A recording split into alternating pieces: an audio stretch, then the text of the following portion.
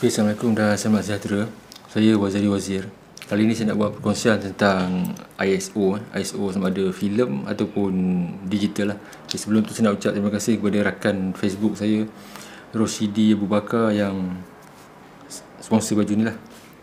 Okay, ISO ni dia singkatan daripada International Standard Organization, organisasi yang menetapkan bahawa ISO ni standard untuk sensitivity. Kalau zaman filem tu, sensitivity terhadap filem ni lah, maksudnya kepekaan emulsion filem ni kepada cahaya. Okey, itu masa zaman filem dulu lah.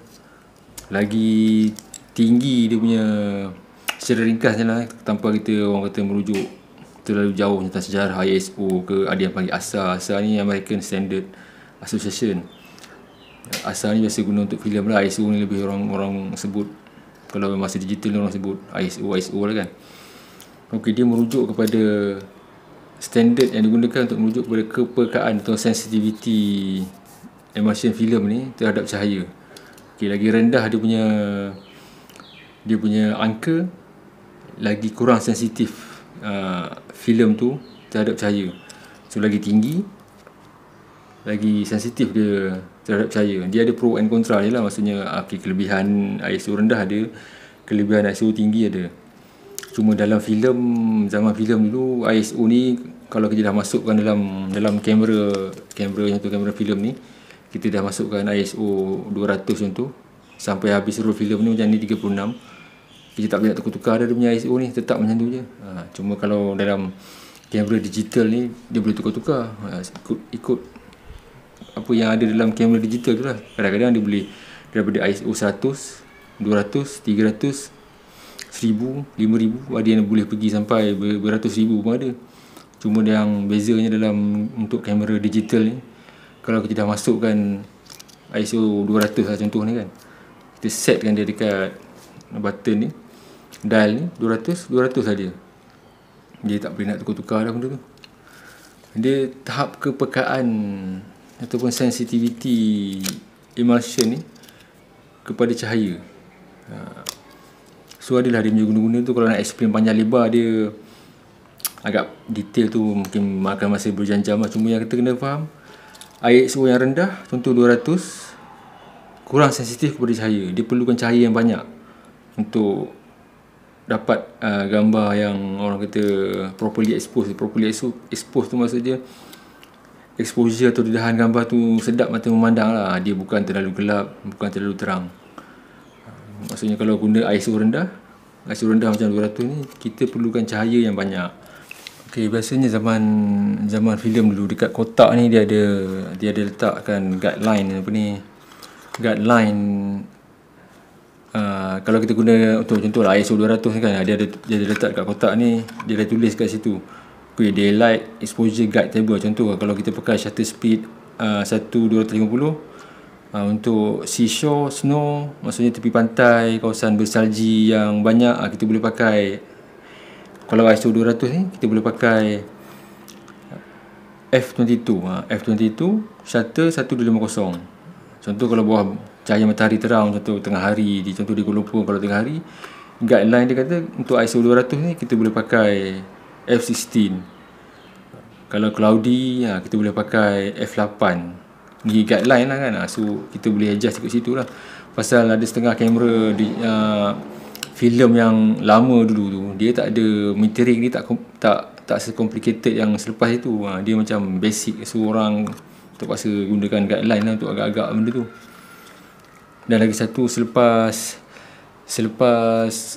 keluarnya model yang fully manual macam ni, dia ada jenis yang auto tu jenis, maksudnya dekat belakang masa kita masuk filem tu, dia ada DX code yang ada sensor yang boleh baca DX code tu maksudnya macam ni lah. Bila kita masuk dalam tu, kamera tu dia boleh detect, okay, ni ISO 100, ni ISO 200, ni ISO 400. So kita tak payah nak tukar-tukar dia punya tu kan. Lagipun nak tukar buat apa, pasal memang dah fix 400 kan. Maksudnya dah masuk dalam kamera ni, ada sensor dekat tepi tu, dia dah tahu dah, okay, dalam ni sekarang filem ASA 200 ataupun ISO 200. Dan biasanya Contohlah macam kalau untuk kamera SLR lama ni, kita akan letakkan kotak ataupun yang menandakan ISO filem tu berapa dekat belakang kamera tu lah, supaya kita ingat apa benda yang filem yang dalam kamera tu lah.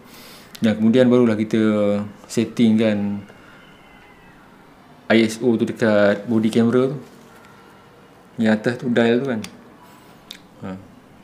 Dia tujuan dia bukannya untuk nak ubah ISO dalam kamera tu. Dia tujuan dia nak bagi tahu kamera filem tu, bahawa filem dalam kamera ni sekarang ISO sekian-sekian. Jadi kita boleh set lah kita punya aperture dengan shutter mengikut ISO yang filem yang kita masukkan dalam tu. Itu pasal tu kena penting benda ni, kita kena adjust benda ni. Kalau kita letak ISO 200, atas ni kita letak 1000 ataupun kita tak tukar-tukar, memang lari dia punya exposure tu. So maksudnya kalau kita masukkan dalam kamera filem kita ISO 200, pastikan dekat dial ni pun kita letak 200 juga. Kalau dekat filem dalam ni 200, orang kata apa, filem dalam ni kita letak 400 ataupun 200, tapi dial dekat sini kita letak 1000. Memang hancur metering dia tu. So sebaik-baiknya masukkan filem, terus adjust dia punya dial tu, dan dial tu mengikut ISO yang betul lah. Lepas tu kita adjust lah dia dekat ISO dia punya aperture dengan shutter tu lah. Bila lagi tu, kalau kita pakai kamera digital, dekat dalam viewfinder pun kita nampak dah. Kita nampak dia punya ISO tu, ISO aperture. Maksudnya dalam viewfinder tu kita boleh adjust, kita boleh tukar-tukar. Sambil macam ni kita dah boleh tukar dia punya kita punya shutter dengan ISO tu kita boleh tukar-tukar. Ikut kita punya orang kata keperluan lah.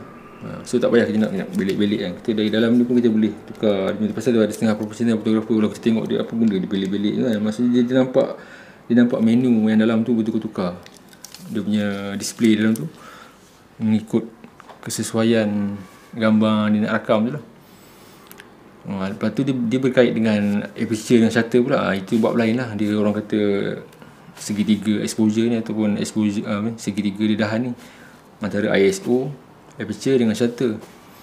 Dan kombinasi ketiga tu lah yang akan menjadikan gambar tu perfect exposure. Perfect exposure ni dia subjektif, maksudnya yang akan kombinasi ISO, aperture dengan shutter tu yang akan menjadikan gambar tu ataupun dedahan kepada gambar tu sedap mata memandang lah kan. Kalau kita nak kata cantik tu, dia subjektif lah. Ada setengah orang dia suka prefer gelap sikit, ada suka terang sikit, ada yang suka normal kan. Di sini saya tunjuk contoh dalam kamera digital. Kalau kamera digital tu tengok kalau kita set ISO 400 ataupun 200, dia makin tinggi kita set ISO tu, makin terang dia punya gambar. Sebab bila makin tinggi kita set ISO dalam kamera digital tu, makin sensitif sensor dia kepada cahaya.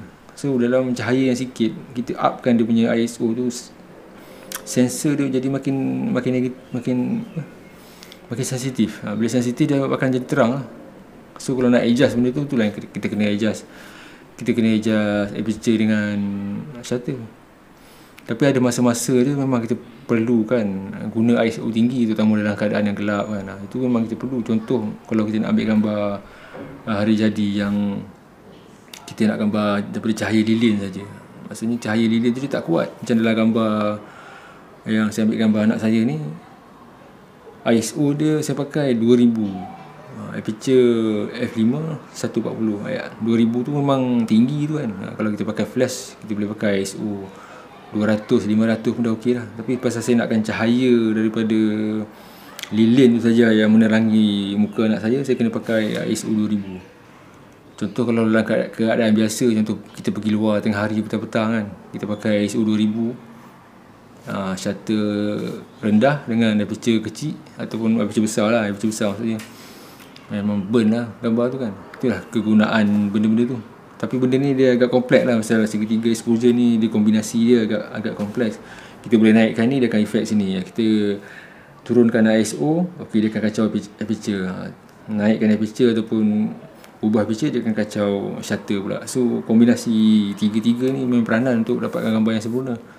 Cuma benda tu agak panjang lah kalau nak untuk sembang yang akan datang lah kan. Buat masa ni perkongsian itu sajalah dulu. Sekian, terima kasih.